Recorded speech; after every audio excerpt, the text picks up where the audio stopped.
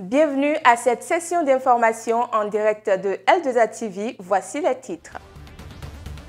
Des nouvelles de la frontière bénino-nigérienne dans ce journal. Depuis Malanville, Bruno Gatli nous livre les bonnes informations à retenir quant à la situation. Au Sénégal, les opposants Ousmane Sonko et Bassirou Faye ont été libérés hier. On en aura plus de détails dans un court instant à la page inter de cette édition.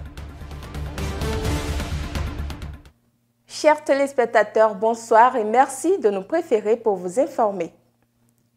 Suite au passage d'une délégation nigérienne à Malanville, des informations faisant cas de l'ouverture des frontières par le Niger ont circulé en début de semaine sur les réseaux sociaux. Pourtant, les barrières posées par le dit pays demeurent en place.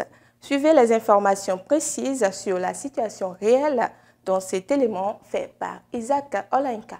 Le 24 février dernier, la CEDEAO, la Communauté économique des États de l'Afrique de l'Ouest, a décidé d'alléger les sanctions contre le Niger. Sanctions qui font suite au coup d'État survenu le 26 juillet 2023.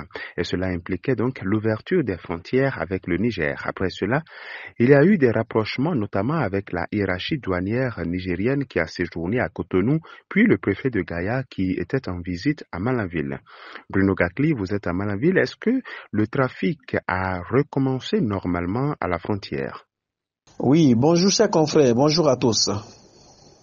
Effectivement, les autorités du Niger ont fait une descente à Malanville. Pour quelle cause, jusque-là, on ne sait pas. Mais on a vu quand même l'autorité communale dans la délégation. Ils étaient allés constater de visu là où étaient garés les gros porteurs stationnés depuis des mois. Donc, aucune information n'est sortie de leur visite sur place ici à Malanville, parce que c'est une situation de crise. Vous savez, c'est une question géopolitique et stratégique, c'est une question de sécurité, mais c'était une lueur d'espoir parce que on a estimé que s'ils ont pu faire ce déplacement, ça prouve que dans les tout prochains jours, la frontière devait être ouverte. Mais malheureusement, les frontières du côté Niger sont toujours fermées. La frontière est toujours fermée. Rien n'a changé. Aucune mouche ne passe. Nous sommes à Malanville. Chers confrères du Bénin, la frontière est toujours fermée. Mais du côté Bénin, les barrières sont levées. Mais du côté Niger, la frontière est toujours fermée. Les barrières sont levées du côté du Bénin, ce qui n'est pas le cas côté Niger, alors que les peuples à la frontière sont unis par l'histoire, la culture, mais aussi le commerce. Comment est-ce que les villes frontalières de Malanville et Gaïa vivent cette situation qui dure bientôt 8 mois? C'est le fleuve Niger aujourd'hui qui favorise, qui permet aux populations de continuer leurs relations, parce que vous l'avez dit, c'est des peuples qui sont frères, mais ça ralentit beaucoup d'activités pour certaines personnes. C'est les courageux qui prennent par le fleuve comme ça, et aussi il faut débousser pour le faire. Il faut dire que ces derniers temps où nous traversons la période de jeûne musulman, c'est une période où, en temps normal, si la frontière était ouverte du côté Niger, c'est que les populations de Malanville allaient beaucoup se ravitailler de l'autre côté, et c'est ainsi que ceux du Niger viennent se ravitailler, en vivre ici aussi. Vous savez, on a un souci à Malanville, le souci est que nous n'avons pas de l'électricité. Chaque minute, c'est des coupures. Ce qui a fait que les commerçants du Niger, ce sont eux qui nous fournissent la glace. Il faut échanger, il faut communiquer, il faut discuter. C'est dans la communication que sortent de bonnes choses. Merci à vous, chers confrères de l'intérieur. Merci à vous, Bruno Gatli. Bruno Gatli, journaliste en exercice à Malanville, merci à vous pour ces informations. Nous parcourons environ 360 km pour atterrir à Natitengu où nous attend une bonne nouvelle. Un nouveau cadre pour des courts et longs séjours est désormais disponible. Résidence Tena a connu son ouverture officielle ce 9 mars à Natitengu. Le reportage nous est présenté par Rosalie Tiala et Ruben Soprigrandi. Un détour dans la ville de Natitengu. Notez que depuis ce 9 mars 2024, vous n'avez plus de soucis à vous faire quant à votre hébergement dans un cadre somptueux d'un confort inédit pour un séjour inoubliable.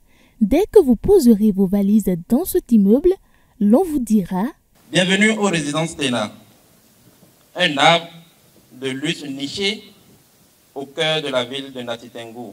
Notre établissement incarne l'élégance et le raffinement, offrant une expérience de séjour incomparable pour les voyageurs exigeants à la recherche du confort et de sophistication. Les résidences Tena se distinguent par leurs architectures modernes, alliant harmonieusement les lignes épurées et des éléments traditionnels de la culture locale. Les résidences Tena au cœur de la cité de Nanto portent une signification historique.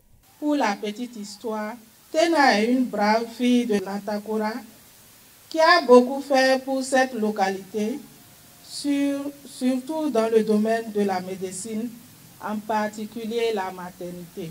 Elle fait d'ailleurs partie des premières filles sages-femmes de la localité.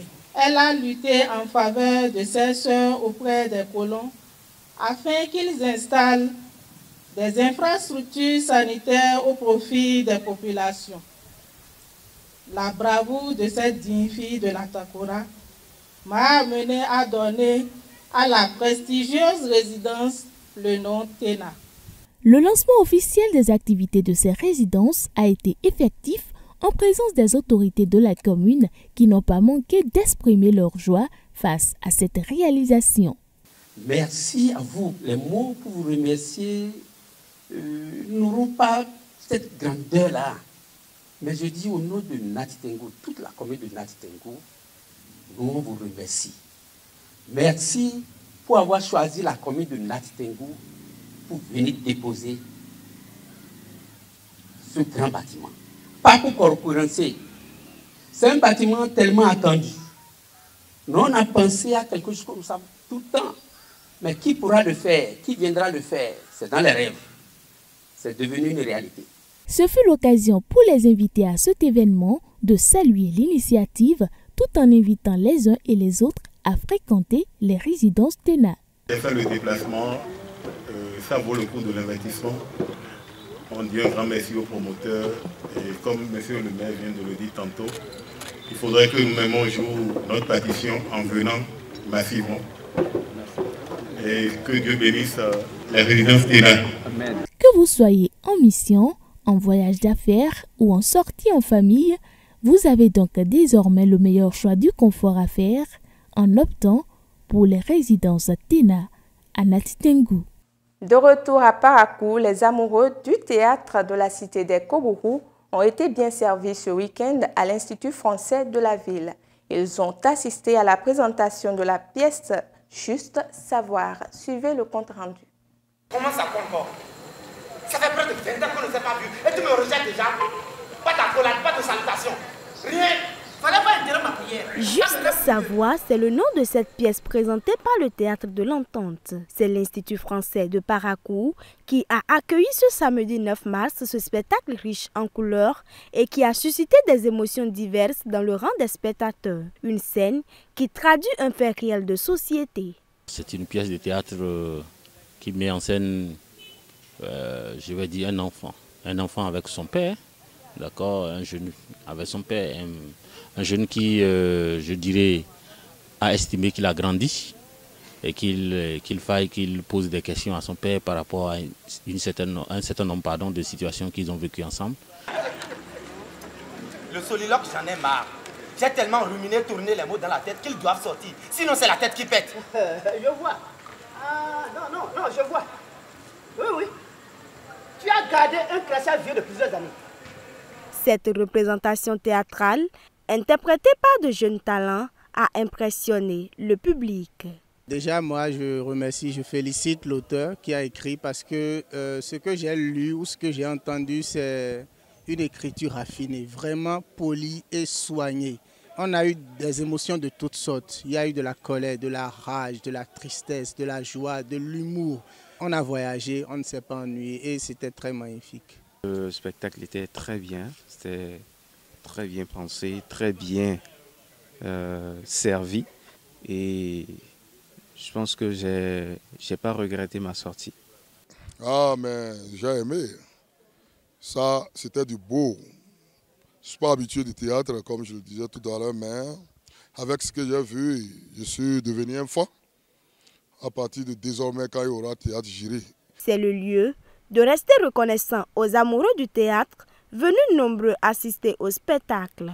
Une grande satisfaction de voir effectivement, j'allais dire la salle, la cour pleine, d'un public très attentif, très réactif, qui a ri.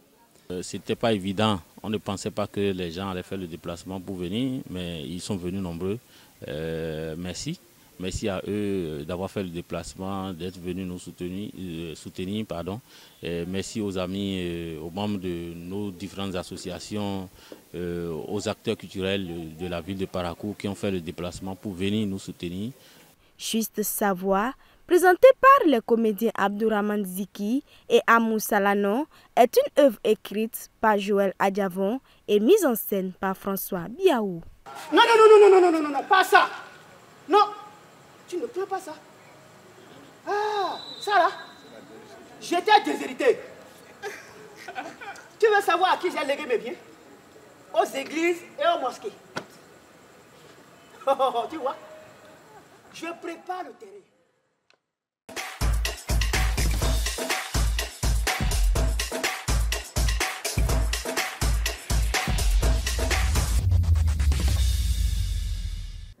Comme je l'annonçais tantôt, les opposants sénégalais Ousmane Sonko et Bassirou Faye ont été libérés depuis hier. Nakim Nouanti nous en parle dans la page inter de cette édition. Cette semaine, les opposants sénégalais Ousmane Sonko et Bassirou Diomaye Faye ont été libérés de prison ce jeudi 14 mars à Dakar, a annoncé un de leurs avocats. Le Parlement a adopté le 6 mars un projet de loi d'amnistie générale voulu par Macky Sall. Leur libération intervient donc après promulgation de cette loi adoptée par l'Assemblée nationale. Une loi qui annule tous les faits susceptibles de revêtir la qualification d'infraction criminelle ou correctionnelle commis entre le 1er février 2021 et le 25 février 2024, tant au Sénégal qu'à l'étranger, se rapprochant à des manifestations ou ayant des motivations politiques. Un tour au Nigeria voisin, où 8 mois après le coup d'État militaire au Niger, le président du Nigeria Bola Tinubu lève toutes les sanctions économiques imposées aux pays francophones. Il a donc ordonné l'ouverture immédiate des frontières du Nigeria avec son voisin ainsi que la reprise des vols commerciaux et la fourniture d'électricité au Niger. En Afrique du Sud, 2 hommes accusés ce mardi d'avoir poignardé mortellement 3 moines égyptiens de l'église copte orthodoxe en Afrique du Sud étaient devant les juges ce jeudi. Ils ont été maintenus en détention jusqu'à la prochaine audience fixée au 27 mars. Il s'agirait d'un Égyptien de 37 ans et d'un Sud-Africain de 47 ans.